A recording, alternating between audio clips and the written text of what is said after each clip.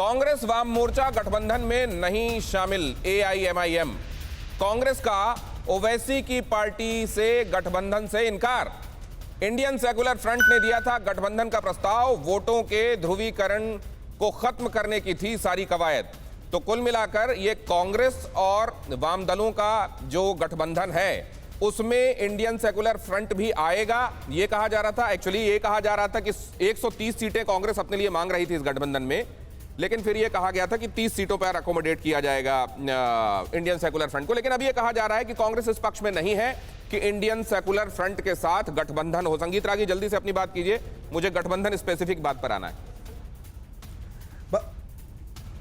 देखिए, दो बातें मैं कहना चाहता हूं कि आपने बिल्कुल सही बोला कि जो पार्टियों से जिनके आने से, जिनके जो ओवैसी के आने से या किसी अन्य पार्टी के आने से जहां तक तृणमूल कांग्रेस को लगता है उसका वोट कट जाएगा और वो राजनीतिक तौर पर पराजय का सुख झेल सकती है, दुख झेल सकती है, तो वैसी स्थिति में उनकी पूरी यही गुंजाइश है कि वो वहां पर न आए, उनको वो राजनीतिक जगह नहीं दी जाए। दूसरी बात, ये तय करने वाले आप कौन होते हैं कि किसको जगह दी जानी चाहिए, राजनीतिक जगह दी जानी चाहिए या नहीं।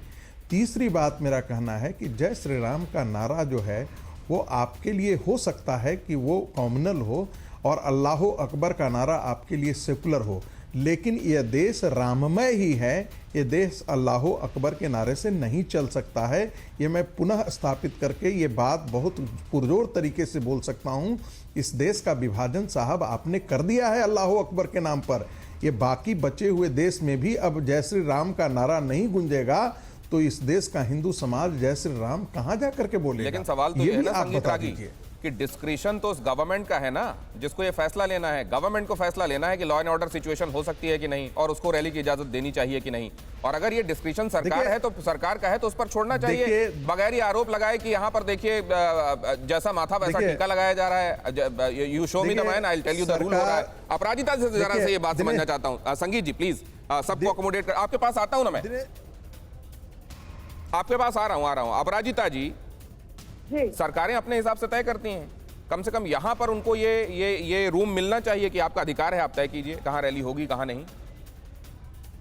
देखिए, ऐसा है कि यह लोकतंत्र है, चुनाव का समय है और मुझे लगता है एक लेवल प्लेइंग फील्ड सारी पार्टियों को मिलना चाहिए। और जहां तक लॉ एंड ऑर्डर मेंटेनेंस की बात है तो मुझे लगता है ये राज्य सरकार को करना होगा। लेकिन हम किस ग्राउंड पर, किस आधार पर रैली करने से मना कर दें, ये तो बिल्कुल गलत बात है। ये तो मुझे लगता है ये जो आजादी है अभिव्यक्ति की, इसके ऊपर आक्रमण है। तो मुझे लगता है जो ओवैसी साहब ने कहा इस बार, मैं उनका समर्थन करती हूँ। मैं भी लोकसभा की सांसद हूँ, मैं वहां बैठती हूँ। टीएमसी के सांसदों की भाषा लोकसभा के अंदर अलग रहती है और अब हम देख रहे हैं कि बंगाल में अलग है। बिल्कुल मैं समर्थन करती हूँ, तो ये तो बिल्कुल होना नहीं चाहिए। लॉ एंड ऑर्डर का अगर प्रॉब्लम हो सकता है, अगर समस्या उपज सकती है, तो मुझे लगता है ये तो सरकार की ड्यूटी है, राज्य सरकार की ड्यूटी है कि ऐसा बंदोबस्त करें कि स्थिति खराब ना हो, स्थिति काबू से बाहर न जाए।